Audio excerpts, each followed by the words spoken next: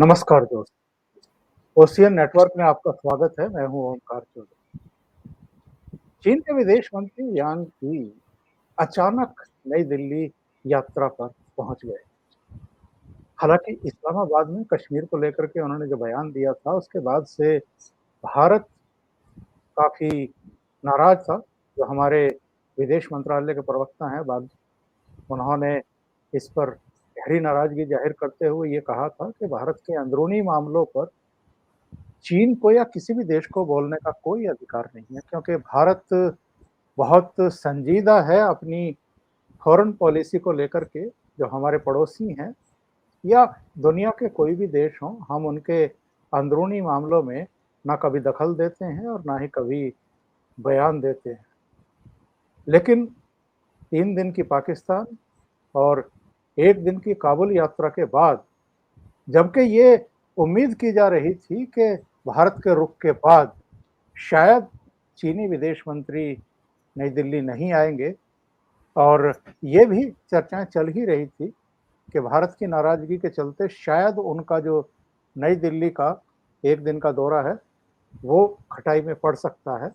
लेकिन वो बृहस्पतिवार की शाम को आ गए और अब शुक्रवार को उनके विदेश मंत्री से और जो हमारे राष्ट्रीय सुरक्षा सलाहकार अजित डोभाल साहब हैं, उनसे मुलाकात होनी है। जो अब तक की सूचना है, प्रधानमंत्री उनसे नहीं मिल रहे हैं। जो दूसरे सीनियर मंत्री हैं, चाहे रक्षा मंत्री हों या दूसरे अहम मंत्री हों, वो भी कल आप जानते हैं कि उत्तर प्रदेश में योगी आदित्यनाथ मुख्यमंत्री पद की शपथ लेने वाले हैं और उस समारोह में वो मौजूद रहेंगे। Bharatiya Janata party rolled state के तमाम मुख्यमंत्री, करीब 12 राज्यों के मुख्यमंत्री भी लखनऊ पहुंचने वाले हैं। तो प्रधानमंत्री चीनी विदेश मंत्री से नहीं मिलने जा रहे हैं और ये दूसरा मौका है जब किसी देश के विदेश मंत्री नई दिल्ली का दौरा करें और प्रधानमंत्री उपलब्ध ना हो उनके लिए। इससे पहले आपको याद होगा, रूस के विदेश मंत्री ने पाकिस्तान को लेकर के कुछ बयानबाजी की थी और उस समय भी प्रधानमंत्री उनसे नहीं मिले थे। एक संदेश देना होता है, लेकिन चूंकि चीनी विदेश मंत्री दिल्ली आ रहे हैं, पहुंच गए हैं, कल उनकी मुलाकात होनी है, तो सवाल है कि क्या बात होगी। 2 साल बाद चीन का कोई आधिकारिक मंत्री नई दिल्ली की यात्रा पर है। आप जानते हैं कि पूर्वी लद्दाख में जो स्टैंड ऑफ है, जो संघर्ष हुआ था गलवान घाटी में, जो कैलाश रेंज की जो पहाड़ियां थी उन पर जिस तरीके से भारत ने कब्जा कर लिया था, 13-14 दौर की कोर कमांडर लेवल की बातचीत ऑलरेडी हो चुकी है दोनों देशों के बीच में। हमारे विदेश मंत्री की और चीन के विदेश मंत्री की रूस में भी एक बार बात हुई थी, बल्कि 2 बार बात हो चुकी है। इसके बावजूद अगर चीनी सेनाएं वहां पीछे नहीं जा रही हैं सभी क्षेत्रों से जहां से भारत चाहता है कि अप्रैल 2020 की पोजीशन में वो जाए, तो इस पर जाहिर है कि भारत कल चीन के विदेश मंत्री से जरूर बात करेगा। इस मुद्दे पर बातचीत करने के लिए मेरे साथ जाने माने रक्षा विशेषज्ञ, टेरिटोरियल आर्मी के पूर्व चीफ और 37 वर्ष अपनी सेवाएं भारत माता के लिए देने वाले और काउंटर टेररिज्म हो या वार सिचुएशंस हो, उनमें बेहद महत्वपूर्ण भूमिका निभा चुके युद्ध सेवा मेडल से अलंकृत major general Ashwani Siwach sir जुड़ रहे हैं। सिवाच सर, बहुत स्वागत है आपका। नमस्कार। नमस्कार चौधरी साहब। सिवाच सर, चीन के विदेश मंत्री दिल्ली पहुंच गए हैं। कल उनकी विदेश मंत्री और राष्ट्रीय सुरक्षा सलाहकार से बातचीत होनी है। आपकी दृष्टि में बातचीत क्या होगी? बिल्कुल, देखो चौधरी साहब, पहले तो ये है कि सच्चाई आपने जैसे बताई कि वांग ली जो आए थे फॉरेन मिनिस्टर, पहले ये ओआईसी की मीटिंग इन्होंने अटेंड करी। आपको दर्शकों को मालूम है 57 ऑर्गेनाइजेशन ऑफ इस्लामिक कोऑपरेशन जो इस्लामाबाद में हुई थी, तो वहां पर उन्होंने कोई अनकॉल्ड फॉर रिमार्क्स पास किए जम्मू एंड कश्मीर, जो कि भारत का एक अटूट अंग है। और उसके बाद में हमारे जो एमबीए के स्पोक्स पर्सन हैं अरिंदम बागची, तो उन्होंने बड़ी इसके ऊपर तीखी प्रतिक्रिया की थी कि भारत अलाउ नहीं करता किसी को कि हमारे इंटरनल अफेयर पे कोई ऐसी कमेंट करे। तो मुझे लगता है कि ये एक बड़ी पुअर स्टेटमेंटशिप है वांग यी की, कि वो भारत में आना चाहते हैं और भारत के आने से पहले एक ऐसी स्टेटमेंट पास करना जो कि इंटरनल अफेयर को दखल देती भारत के। मुझे लगता है कि कोई खास उन्होंने स्टेटमेंटशिप का मुजाहरा नहीं किया और मुझे तो लगता था कि ऐसे में भारत को मना कर देना चाहिए कि वांग यी आपकी जरूरत नहीं आने की। मगर मुझे है कि भारत जो है एक ज्यादा बैलेंस्ड और मैच्योर्ड देश है, उसने सोचा और मुझे लगता है ये टाइम आ गया है कि भारत भी कुछ ना कुछ तीखी प्रतिक्रिया करता नजर आना चाहिए चीन के ऊपर, चाहे वो हांगकांग के बारे में, चाहे वो ताइवान के बारे में, चाहे वो तिब्बत के बारे में, चाहे वो सिंजांग मुस्लिम हैं। जब चीन कर सकता है तो भारत को टिट फॉर टैट करना चाहिए, ये मुझे लगता है। अब आते हैं कि जो बातचीत के लिए आए हैं वांग यी, तो इनकी मुलाकात होगी, जैसे आपने बहुत अच्छे तरीके बताया। एक तो हमारे जो doctor S Jaishankar external affairs minister और एनएसए जो डोवल है, तो मेनली मुझे लगता है ये बातचीत का मुद्दा है दो तीन। एक तो है कि जो बाउंड्री डिस्प्यूट अभी भी चला है, यथास्थिति अप्रैल 2020 की नहीं हुई है। कुछ एक फ्रिक्शन पॉइंट से डिसएंगेजमेंट हो गई है नॉर्थ और साउथ पेंगेंगसो में, मगर जो दूसरे डिसएंगेजमेंट होनी थी दो, एक तो हॉट स्प्रिंग से और डेप्सांग से और डेमचोक में, वो अभी तक नहीं हुई है। तो मुझे लगता है उसके ऊपर भी बातचीत होगी कि अगर कोई रोड मैप बनाया जाए तो वो जल्दी से जल्दी इस पे डिसएंगेजमेंट होनी चाहिए, क्योंकि भारत इस चीज पे बिल्कुल अड़ा हुआ है कि भारत कोई चीज नहीं मानेगा जब तक यथास्थिति अप्रैल 2020 की ना हो। चीन चाहता है कि जो बाउंड्री इशू है उसको बायलैटरल जो रिलेशनशिप है उससे अलग रखना चाहिए और बाउंड्री इशू सॉर्ट आउट होता रहेगा। बायलैटरल रिलेशन जो है वो अच्छे करने हैं, ट्रेड अच्छा बढ़ाना है, पर भारत ने साफ सुथरे शब्दों में बता दिया है बायलैटरल इशू जब तक अच्छे नहीं होंगे, जब तक भारत और चीन के बीच में बाउंड्री इशू रिजॉल्व नहीं होगा, स्पेशली चीन यथास्थिति अप्रैल 2020 की नहीं करेगा। तो मुझे लगता है ये प्रेशर अभी चीन को भी है।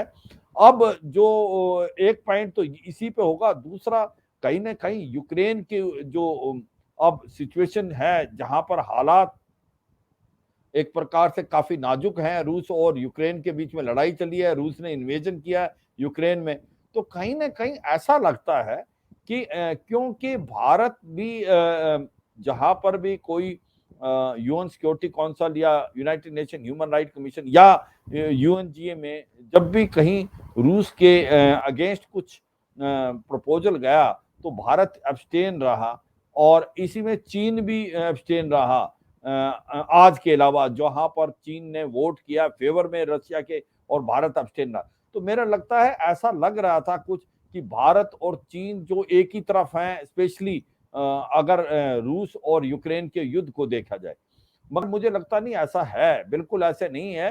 भारत ने एक बड़ी मेच्योर्ड स्टेट्समैन का जाहिरा किया। भारत ने ये कहा कि हम अमेरिका के साथ भी हमारे रिलेशन बहुत अच्छे हैं, क्योंकि 20 साल से हमने 4 फाउंडेशन एग्रीमेंट साइन किए हैं, हम क्वाड का हिस्सा हैं, मगर भारत के रिलेशन रूस से भी बहुत अच्छे हैं और भारत रूस के जो रिलेशनशिप स्पेशली 1971 के बाद, और हम 50 से 60% वहां से अभी भी अपने हथियार लेते हैं, तो हमने एक स्टेबल और जो मेच्योर्ड एक पक्ष लिया। मगर उसके साथ साथ हमने ये भी बताया कि भारत चाहता है कि किसी डिस्प्यूट का हल लड़ाई नहीं है, वो जो है बातचीत से सॉल्यूशन निकलना चाहिए और टेरिटोरियल इंटीग्रिटी और सॉवरेनिटी मेंटेन होनी चाहिए। ये बात हमने बहुत जोरों से ये बताई है। हम इसके पक्ष में नहीं है कि जहां पर किसी देश की टेरिटोरियल इंटीग्रिटी और सॉवरेनिटी के ऊपर हाथ उठाया जाए। तो इसको मुझे लगता है यूक्रेन के बारे में भी बातचीत होगी भारत और चीन के फॉरेन मिनिस्टर के बीच में। और ये ही बातों में मुझे लगता है कि सबसे इम्पोर्टेंट चीज है कि किसी तरीके से कोई वाइबल सॉल्यूशन निकलना लद्दाख का। अगर उसका नहीं निकलता तो फिर इस यात्रा का कोई खास नहीं। अब ये क्वेश्चन उठता है कि अब इतना इंटरेस्ट चीन क्यों दिखा रहा है? चीन क्यों चाहता है कि अभी कोई ना कोई समझौता हो? उसकी बहुत इम्पोर्टेंट वजह है, आपको जैसे पता है व्यूअर्स को, कि ब्रिक्स की जो समिट है वो इस साल के अक्टूबर के करीब होनी है, और उसकी जो प्रेसिडेंसी अभी चीन के पास है और वो बीजिंग में होगी। चीन चाहता है कि भारत के प्रधानमंत्री उसको अटेंड करें। भारत के प्रधानमंत्री तभी जाएंगे जब कि हमारा बॉर्डर इशू डिस्प्यूट रिजॉल्व हो जाएगा। अगर ये नहीं होता तो भारत ब्रिक्स की समिट में नहीं जाएगा। और उसी के साथ मुझे लगता है साइड लाइन में RIC, जो रशिया इंडिया चाइना का एक फोरम है, उसकी भी मीटिंग होगी। तो ऐसे में चीन चाहता है कि भारत आए, तो उससे क्या होगी, एक प्रकार भारत अगर जाता नहीं तो ब्रिक्स के जो समिट है वो हो ही ना, या भारत फॉरेन मिनिस्टर भेजता है तो फिर इसका महत्व घट जाता है। तो इसलिए चीन जो है वो कोशिश कर रहा है कि किसी तरीके से भारत को बनाया जाए और भारत के प्रधानमंत्री आए, क्योंकि उससे चीन की एक्सेप्टेबिलिटी बढ़ती है। और दूसरा है कि अभी जो रूस का इन्वेजन हुआ है यूक्रेन में, क्योंकि ब्रिक्स का रूस भी हिस्सा है, तो ये आप चीन काफी रूस के नजदीक आया, स्पेशली इस लड़ाई के दौरान। तो ये मुझे लगता है ये उसका ज्यादा मुद्दा है, स्पेशली चीन का। मगर भारत जो है ओपन माइंड से बातचीत करेगा। भारत चाहता है कि पहले बाउंड्री इशू रिजॉल्व हो, और वैसे हो जो यथास्थिति अप्रैल 2020 थी, ना कि जो अभी है 14 साल। इस यात्रा से आपको उम्मीद कितनी है? क्योंकि चीन पर आप भरोसा करके नहीं चल सकते। अब तक का जो भारत का अनुभव है, उसमें चीन ने हमेशा भारत को डिच करने की कोशिश की है, असहज स्थितियों में लाने की कोशिश की है, क्योंकि उसकी दोस्ती पाकिस्तान से है, वो पाकिस्तान के हितों को देखता है। जम्मू कश्मीर पर जैसा आपने भी कहा है, इस्लामाबाद पहुंच कर के जिस तरीके से इस्लामिक सहयोग संगठन के देशों के कार्यक्रम में उन्होंने कश्मीर का जिक्र किया, वो बिल्कुल उसकी कोई ज़रूरत नहीं थी। और ऐसे बिल्कुल में तो नहीं। बिल्कुल नहीं थी कि जब वो भारत दिल्ली की यात्रा पर आने वाले थे, इसका मतलब ये है कि उनके दिमाग में अभी भी गलतफ़हमियाँ हैं। हालाँकि भारत ने चीन की गलतफ़हमियाँ निकालने में कोई कसर बाकी नहीं छोड़ी है, उसको आर्थिक चोट भी पहुँचाई है, बहुत सारे लोकप्रिय ऐप्स पर पाबंदी लगा कर के, और उससे बहुत सारे ऐसे जो परियोजनाओं में उसकी हिस्सेदारी हो सकती थी भारत में, उनकी संभावनाएं खत्म करके। तो चीन अच्छे तरीके से जानता है कि भारत भी आज उभरती हुई आर्थिक शक्ति है, और ये भारत ही है जनरल साहब, आप तो अच्छे तरीके से जानते हैं और मेरे प्रोग्राम में ही ये बात कई बार कह चुके हैं कि भारत ने जब से वैक्सीन बनाई है, 2-2 3-3 वैक्सीन डेवलप की है, वो चीन के लिए बहुत बड़ा धक्का था। क्योंकि चीन की जो वैक्सीन थी, वो दुनिया भर के देशों ने उठानी बंद कर दी, छूनी बंद कर दी। सबका भरोसा भारत की वैक्सीन पर रहा, और कम से कम 80 देशों को हम ऑलरेडी भेज चुके हैं, और बहुत सारे देशों की इस समय हमारे पास डिमांड है। लेकिन जो बात आपने कही है कि क्या जो स्टैंड ऑफ चल रहा है अप्रैल 2020 से, और अब 22 आ गया है, अप्रैल आने वाला है, यानी 2 साल पूरे होने वाले हैं। इस बीच हमने देखा है कि झड़पें भी हुई हैं, हमारी तरफ से भी कुछ जवान शहीद हुए, उनकी तरफ से भी बहुत सारे मारे गए हैं। शी जिनपिंग को अपने देश में ही बहुत विपरीत परिस्थितियों का सामना करना पड़ रहा है, सवालों के जवाब देने पड़ रहे हैं।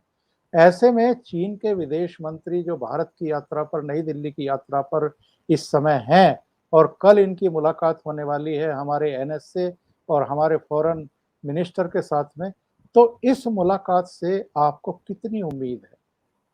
हाँ, बिल्कुल। देखो चौधरी साहब, एक बात तो समझनी पड़ेगी कि ये जो स्टेटमेंट आपने दी थी कि क्या चीन भरोसे करने लायक है? बिल्कुल नहीं। सच्चाई ये है कि चीन पे भरोसा करना खतरे से खाली नहीं। जो भी चीज़ करो, चीन के सोच समझ के करो। अगर मैं अपना ध्यान अपने व्यूअर्स का ले जाएँ कि जब बातचीत हुई थी डिसएंगेजमेंट की, तो ये माना गया था कि डिसएंगेजमेंट 3 फेजेज़ में होगी। फेज 1 में होगी नॉर्थ और साउथ पेंगोंग से, और फेज 2 में होगी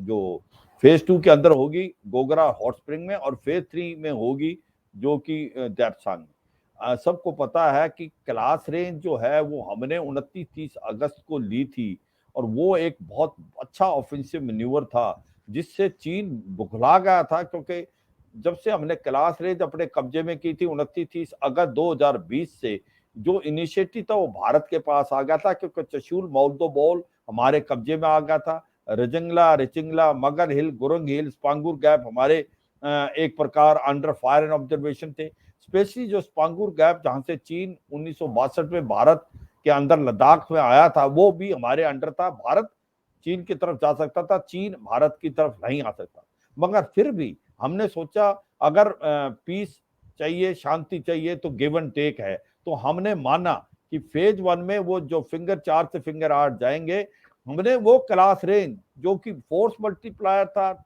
और एक प्रकार से ट्रम्प कार्ड था, हमने वापस दिया। इसका मतलब हमने उसको डिसंगेज किया, वहां से अपने जवानों को पीछे लिया, इस भरोसे में कि वो फेज 2 और फेज 3 में जो बातचीत हुई है हॉट स्प्रिंग और गोगरा और देप्सा से भी चीन वापस जाएगा। मगर जब से हमने हॉट स्प्रिंग से वापस गए तो फिर चीन के तेवर बदल गए और चीन जो है अलग अलग टर्म्स एंड कंडीशन लगाने लगा। उसने बोला कि बफर जोन होगा, बफर जोन जो होगा वो भारत की तरफ होगा। तो ऐसे में सच्चाई है कि अभी फेज 2 भी पूरा नहीं हुआ, उसके अंदर गोगरा से तो चला गया पीछे, मगर हॉट स्प्रिंग से अभी भी पीछे नहीं है और डेप्सांग के बारे में तो बात ही नहीं कर रहा है। तो ऐसे में ये भरोसा करना कि क्या वांग वी कोई ऐसा सोल्यूशन लाएंगे, तो मुझे लगता नहीं कि कोई खास उम्मीद है। और इसलिए क्योंकि डेप्सांग जो है वो अपने समझते हैं चीन कि वो स्ट्रेटेजिकली उनके लिए बहुत इंपॉर्टेंट है और वो जहां पर हैं अभी, स्पेशली जो हमारी पेट्रोल पॉइंट 10 से 13 नहीं करने दे रहे, इसका मतलब वो अंदर आए हुए हैं और अंदर आए हुए हैं तो उनको फायदा क्या है, वो दौलत बेग ओल्डी को बाईपास करते हुए वो डायरेक्ट साइचन ग्लेशियर और नुब्रा वैली में जा सकते हैं। और वही एक ऐसी जगह है जहां से ईस्ट से गिलगिट बाल्टिस्तान, ईस्ट से जो साइचिन है चीन से, और वेस्ट से गिलगिट बाल्टिस्तान से नुब्रा वैली और साइचन ग्लेशियर को सैंडविच कर सकते हैं। तो ऐसे में मुझे लगता नहीं कि वो इतनी जल्दी देप्सांग से वापस जाने की करेंगे, क्योंकि देप्सांग भारत के लिए भी इंपॉर्टेंट है, क्योंकि वहां पर हम दौलत बेग ओल्डी से काराकोरम हाईवे को भी डोमिनेट करते हैं। हम कहीं ना कहीं इनका जो वेस्टर्न हाईवे सिंगजांग से लासा वो भी, और कहीं ना कहीं हम अक्साइचन में भी जा सकते हैं। तो ऐसे में देप्सांग अगर वो नहीं मानते तो मुझे नहीं लगता कि हमें किसी चीज के लिए मानना चाहिए, क्योंकि जब तक वो यथास्थिति अप्रैल 2020 की ना करें और तब तक हमें उस पर मानना नहीं चाहिए। अब ये सारा दामोदार चीन पे डिपेंड है, वो कितना आगे चलते हैं।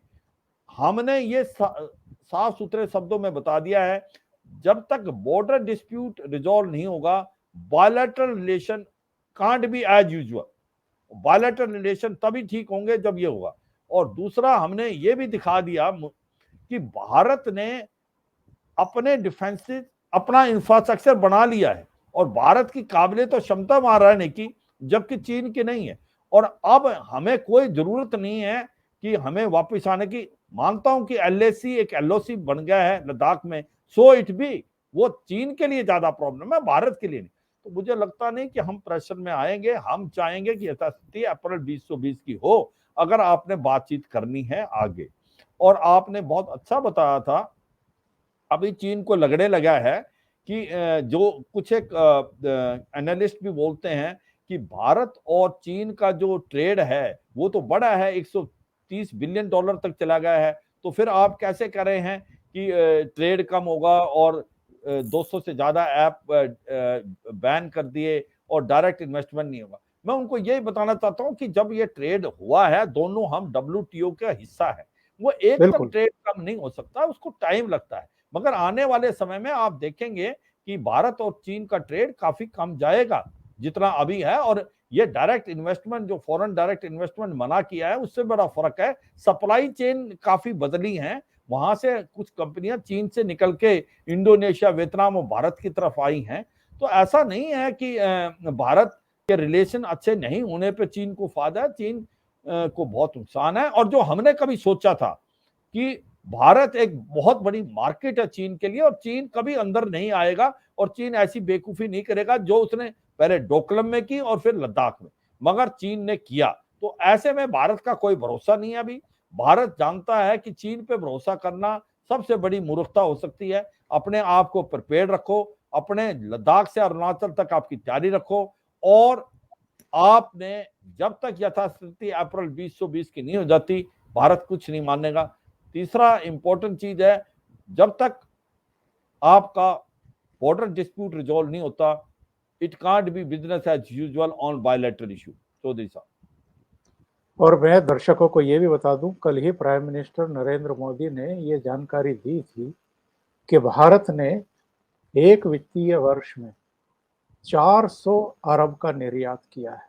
400 अरब का निर्यात, ये बहुत बड़ी उपलब्धि है भारत की। इसका मतलब ये है कि जिस तरीके से चीन दुनिया भर के देशों को अपने प्रोडक्ट निर्यात करता है, अब भारत भी बहुत तेज गति से उसी दिशा में अग्रसर है। और जो प्रधानमंत्री ने आत्मनिर्भरता का नारा दिया था, तो बहुत सारी कंपनियां हमारे यहाँ आ चुकी हैं अलग अलग सेक्टर में। वो अब उत्पादन कार्यों का श्री गणेश कर चुकी हैं। और अगर 400 अरब डॉलर का हम निर्यात कर रहे हैं विदेशों को, तो ये अपने आप में एक बहुत बड़ी उपलब्धि। और ये 31 मार्च से 9 दिन पहले ही ये उपलब्धि हासिल की गई है। तो ये सारे कारण भी हैं जिनके चलते जो सोतिया डहा होता है वो कहीं ना कहीं चीन के मन में है कि भारत एक ऐसी आर्थिक शक्ति के रूप में, एक प्रतिद्वंदी देश के रूप में उभर रहा है। हालांकि उसमें अभी समय है, लेकिन भारत ने उस तरफ बहुत तेजी से कदम बढ़ा दिए हैं।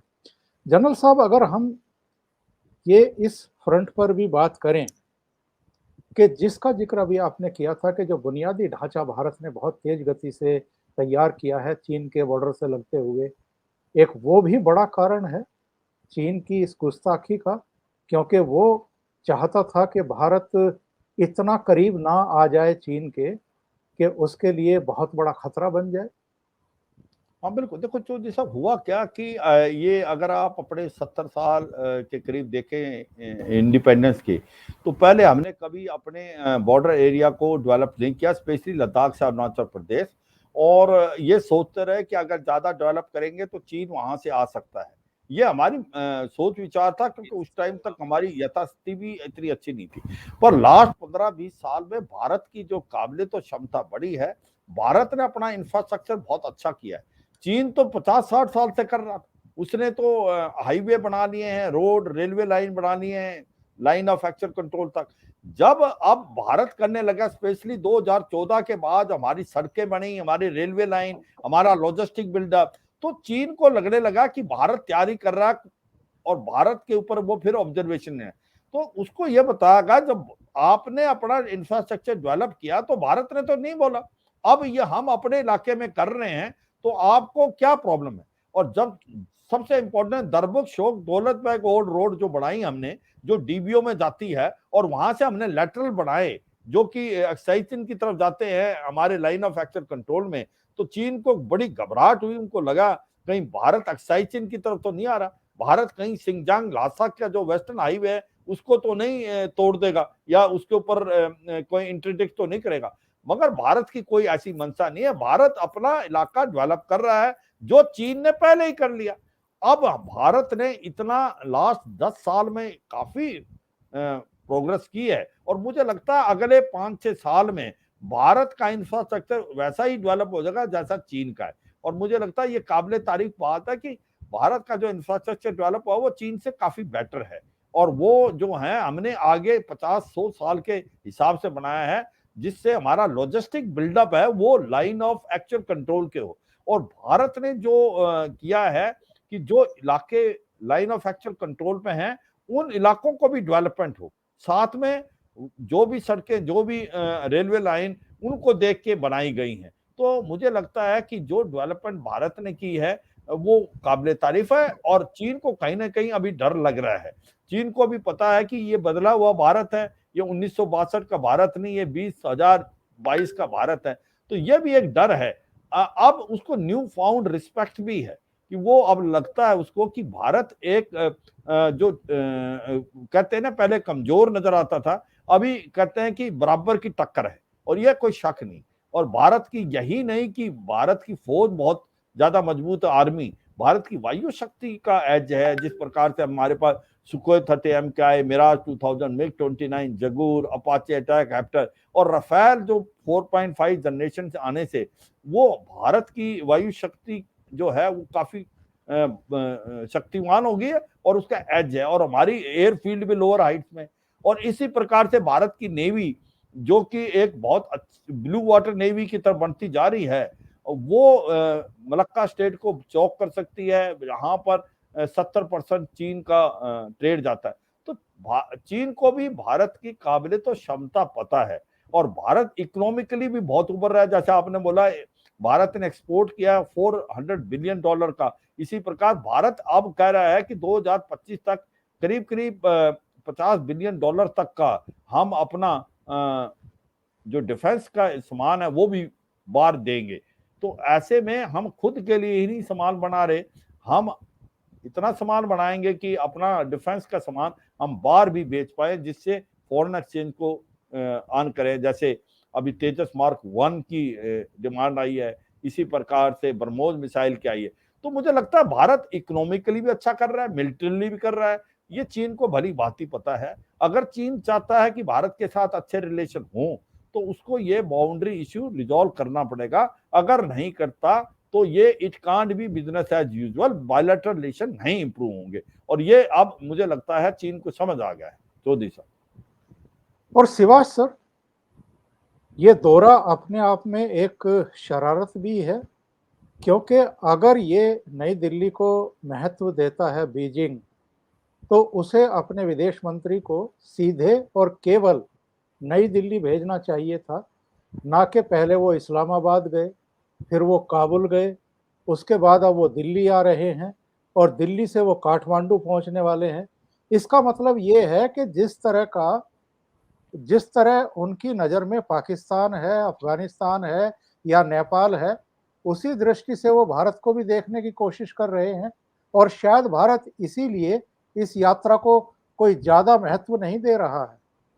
हाँ बिल्कुल, देखो मेरे ये बहुत अच्छी बात बोली। ये दिखा रहा है चीन की कोई भारत कोई अलग देश नहीं है, कोई बहुत बड़ा देश नहीं है, एक रूटीन देश है।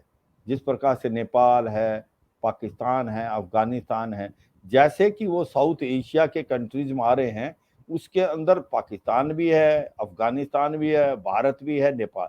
इसका मतलब वो दिखाना चाहता है कि भारत की कोई खास अहमियत नहीं है, ये इन देशों की तरह है।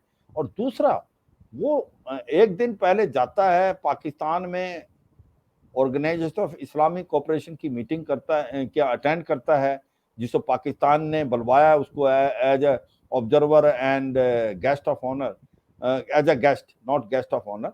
तो वहां पर ये कश्मीर के बारे में बात करता है, जो कि जरूरत नहीं थी, किसी ने क्वेश्चन नहीं पूछा, उन्होंने किया। तो मुझे लगता है ये तो एक बहुत पुअर डिप्लोमेसी का मुजाहरा है कि क्या उन्होंने जान के बोला है। मुझे लगता नहीं, अगर जान के बोला है तो तब भी बहुत गलत है, अगर बिना समझे बोला फिर भी गलत है। कि अगर भारत के साथ आप आना चाहते हैं, भारत के साथ रिलेशन इंप्रूव करना चाहते हैं, कि भारत के प्रधानमंत्री ब्रिक्स की समिट में आए, तो ये तो कोई डिप्लोमेसी करने का तरीका नहीं। अगर आप ऐसा करेंगे तो भारत भी उसका वैसे जवाब देगा। आपने बहुत अच्छा बोला कि मुझे लगता है कि कल को आपके मेन चैनल जो हैं भारत के, वो भी इस विजिट को खास कवर नहीं करेंगे। जिस प्रकार से जी जी। अभी ये आज आए तो पता भी नहीं चला कब आ गए।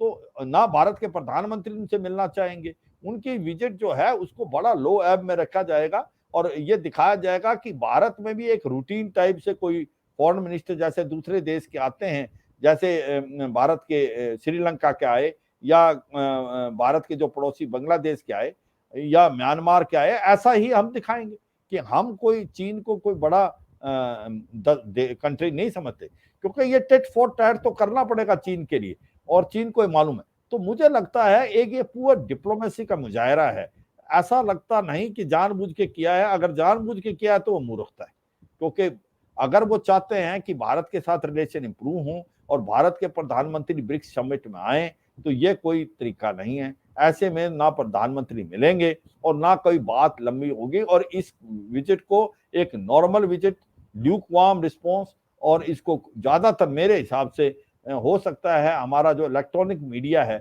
वो भी इसको ज्यादा इंपॉर्टेंस नहीं देगा। चौधरी साहब, बहुत बहुत धन्यवाद शिवाज सर, आपने ओशियन नेटवर्क के लिए इतना समय निकाला है और कई बिंदुओं पर बहुत गहन समीक्षात्मक टिप्पणियां की हैं।